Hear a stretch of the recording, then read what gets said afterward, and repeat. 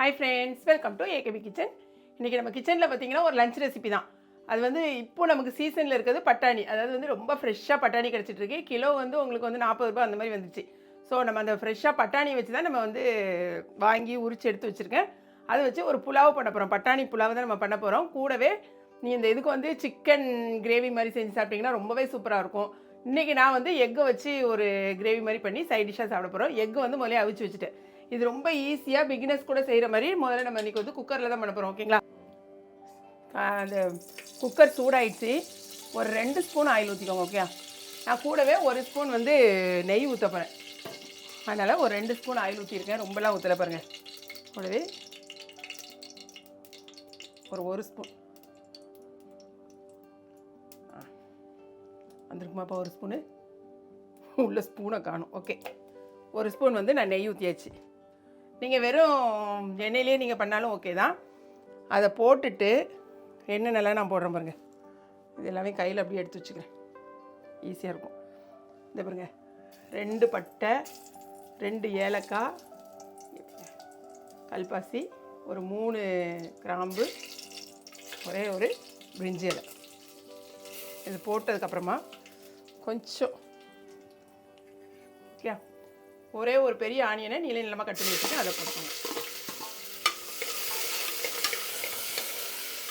Onion வந்து இந்த மாதிரி லைட்டாக வதங்கும் போது இதுக்கு வந்து வேறு காரத்துக்கு வேறு நம்ம எதுவுமே போட மாட்டோம். ஸோ நான் ஒரு 6 பச்சை மிளகா போட்டிருக்கேன். நான் இதுக்கு எடுத்துருக்க அளவு முதல்ல சொல்லிடுறேன். ஒரு 2 டம்ளர் பாஸ்மதி அரிசி எடுத்து கொஞ்ச நேரம் நல்லா ஊற வச்சுருந்தேன். ஃபஸ்ட்டு இதெல்லாம் ரெடி பண்ணும்போது ஊற வச்சு ஃபில்ட்ரு பண்ணி எடுத்து வச்சுக்கிட்டேன். இந்த மாதிரி ஃபில்ட்ரு பண்ணி 2 டம்ளர் பாஸ்மதி ரைஸு. இதை நீங்கள் சாதாரண ரைஸில் செய்கிறதோட பாஸ்மதி ரைஸில் செஞ்சால் தான் நல்லாயிருக்கும் இந்த புலாவெலாம். இப்போ இந்த மாதிரி வெங்காயம் லைட்டாக, இந்த புலாவ் பண்ணும்போது முக்கியமாக என்னென்னு சொன்னால் தக்காளிலாம் போடக்கூடாது. தக்காளி, கொத்தமல்லி அதெல்லாம் போடாதீங்க. ஓகே, அப்படின்னா தான் நல்லாயிருக்கும். இப்போ இந்த நெய்யோடு சேர்த்து இதை வதக்கும் போது இது ஒரு நல்ல ஒரு ஃப்ளேவர் வரும் நமக்கு.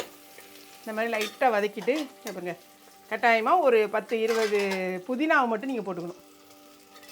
இதையும் போட்டு லைட்டாக வதக்கி விடுங்க.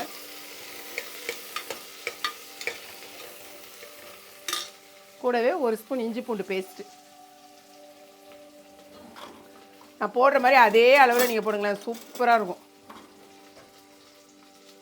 இந்த ஸ்பூனுக்கு ஒரு 3/4 ஸ்பூன் போட்டுருங்க இஞ்சி பூண்டு பேஸ்ட்டு. இந்த ஃப்ரெஷ்ஷாக அரைச்சி வச்சுருந்தேன், அது நல்லாயிருக்கும். வதங்கிச்சா? இப்போ பார்த்தீங்கன்னா இது வதங்கட்டு லைட்டாக. நான் வந்துங்க பாருங்கள், ஒரு 100-150 இருக்குமாப்பா. கூடவே கூட நீங்கள் போட்டுக்கலாம் பட்டாணியை. ஓகே, பட்டாணி நல்லா வந்து இந்த மாதிரி, இது வந்து பச்சை பட்டாணி.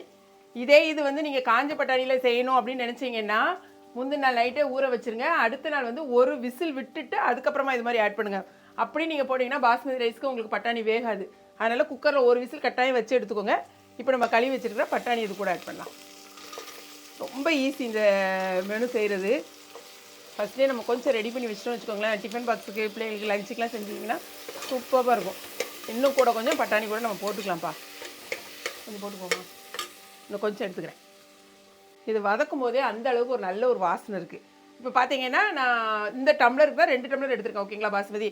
அப்போது 3 டம்ளர் நம்ம வந்து தண்ணி ஊற்றிக்கணும். அதாவது தண்ணி ஊற்றுறத விட 1.5 டம்ளர் தேங்காய் பாலும் 1.5 டம்ளர் தண்ணி ஊற்றினீங்கன்னா ரொம்பவே சூப்பராக இருக்கும். கட்டாயமாக தேங்காய் பால் ஊற்றிக்கோங்க. நான் அரைமுறை தேங்காயில் ஃபஸ்ட்டு பால் 2வது பால் சொல்லுவாங்க பார்த்தீங்களா, அந்த மாதிரி 2 பால் எடுத்து வச்சுருக்கேன். இங்கே பாருங்கள், அளவு எடுத்துகிட்டு 3 டம்ளர் ஊற்ற போகிறோம். இது 1, இதுவே உங்களுக்கு 2 வந்துட்டா, அப்போ இன்னும் ஒரு டம்ளர் நமக்கு ஊற்றுனாலே கரெக்டாக இருக்கும். 2 தலை தட்டி ஊற்றிக்கோங்க. 3 டம்ளர் தண்ணி ஊற்றியாச்சு, அவ்வளோதான். இது வந்து செய்கிறது என்னமோ 2 நிமிஷம் தான், பட் சூப்பராக இருக்கும். கொஞ்சம் தேங்காய் பால் எடுக்கிறது அதுக்கு தான் டைம் எடுக்கும். நம்ம வந்து வடிகட்டி வச்சுருக்கிற இந்த பாஸ்மதி ரைஸை உள்ளே போட்டுக்க வேண்டியதான். தேவையான அளவுக்கு கொஞ்சம் உப்பு போட்டுக்கணும். எத்தனை டம்ளர் பாஸ்மதி ரைஸ்? 2னா 3 டம்ளர் தண்ணி ஊற்றணும். ஓகே, அதாவது 1.5 டம்ளருங்கிற மாதிரி கணக்கு கரெக்டாக இருக்கும் உங்களுக்கு. அவ்வளோதான். இப்போது லைட்டாக ஒரு கொதி வந்தோடனையும் அப்படியே குக்கரை வந்து மூடிட்டு நம்ம அடுத்த வேலைக்கு பார்க்க போகிறோம். இப்போ அடுத்தது என்ன நான் பார்க்க போகிறேன்னு வச்சுக்கோங்களேன். குக்கரை மூடி விட்டலாமா? குக்கரை மூடி விசிலை போட்டு பக்கத்து ஸ்டவுக்கு இதை மாற்றி விட்டுறேன். விட்டுட்டு நான் வந்து முட்டை வந்து ஒரு 5 முட்டை எடுத்திருக்கேன். அதையும் டக்குன்னு ஒரு தொக்கு வச்சோன்னு வச்சுக்கோங்களேன், எவ்வளோ நேரத்துக்குள்ளே நம்மளுடைய இது முடியுதுன்னு பாருங்கள். இப்போ இந்த குக்கரை மாற்றி வச்சாச்சு. கடாயில் எண்ணெய் ஊற்றிக்கலாம். இது வந்து ஒரு சும்மா சின்ன ஒரு எக்கு கிரேவி மாதிரி பண்ணுறதுக்கு, வேறு ஒன்றுமே கிடையாது. இது சைட் டிஷ்க்கு பாருங்கள். ஒரு 5 முட்டையை நான் வந்து முதலே அவிச்சு எடுத்து வச்சுருக்கேன். இதுக்கு பட்டை, கிராம்பு, ஏலக்காய் நீங்கள் போட்டாலும் சரி தான், போடாட்டாலும் சரி தான். போட்டால் அது ஒரு வேறு மாதிரி டேஸ்ட் இருக்கும். நான் இப்போ எதுவுமே போடாமல் சிம்பிளாக நான் பண்ண போகிறேன். ஸோ ஒரு வெங்காயத்தை கட் பண்ணி வச்சுருக்கேன், அதை அது கூட போட்டுக்கோங்க. வெங்காயம் வந்து ஒரு பாதி வெந்ததுக்கப்புறமா 2 தக்காளி கட் பண்ணி வச்சுருக்கேன். இந்த 2 தக்காளியும் போட்டுக்கலாம். நீங்கள் இந்த தக்காளியை வெட்டி கட் பண்ணி இந்த மாதிரி போடுறத விட மிக்சியில் அடித்து போட்டாலும் உங்களுக்கு ஈஸியாக இருக்கும். அது நல்ல கிரேவி வந்து உங்களுக்கு நல்லா கன்சிஸ்டன்சி கிடைக்கும். நான் வந்து வெங்காயம் தக்காளியை வந்து இந்த மாதிரி வெட்டி போட்டாச்சு.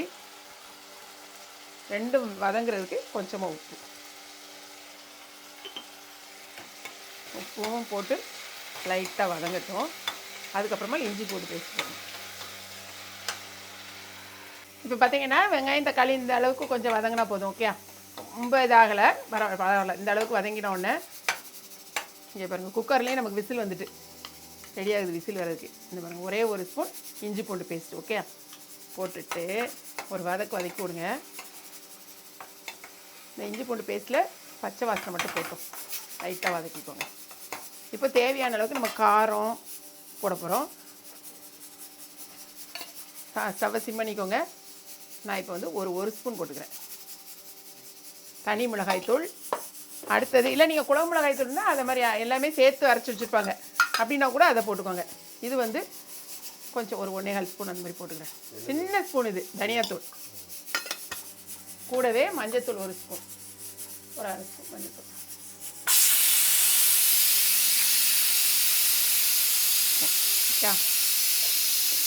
குக்கர் விசில் வந்தோடனே நான் சிம் பண்ணிடுவேன். சிம் பண்ணிட்டு கரெக்டாக 7 மினிட்ஸ் நான் டைம் பார்த்துக்கோ, அவ்வளோதான்.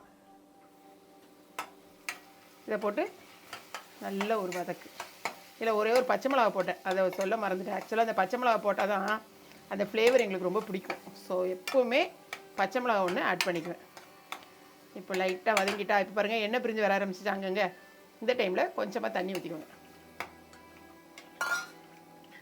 ஓகே, தண்ணி ஊற்றிட்டு நம்ம கொஞ்சமாக வதக்கிறதுக்கு தானே நம்ம வந்து உப்பு போடணும்.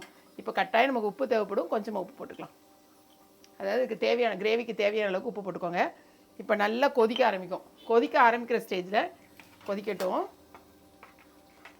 இப்போ நம்ம வந்து கட் பண்ணி வச்சுருக்கோம், அதாவது அவிச்சு வச்சுருக்க முட்டையை நம்ம எடுத்து போட வேண்டியதான்.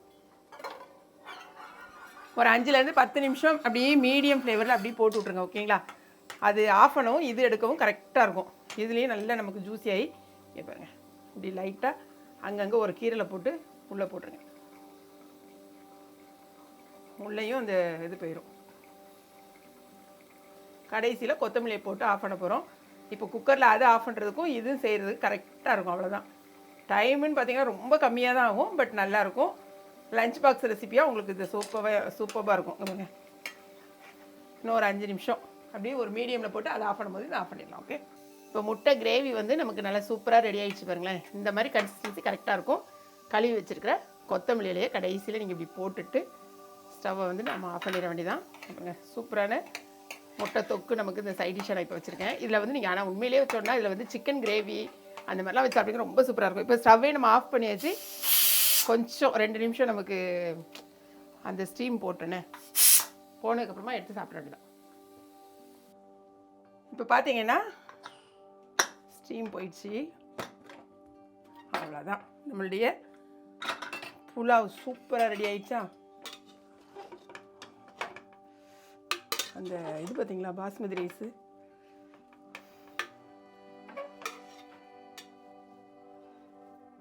அப்படி உதிரி உதிரியாக இப்படி இருக்கணும்.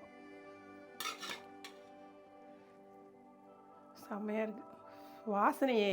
பாருங்க, இதில் கொஞ்சமாக இதில் வந்து நான் ஆட் பண்ணி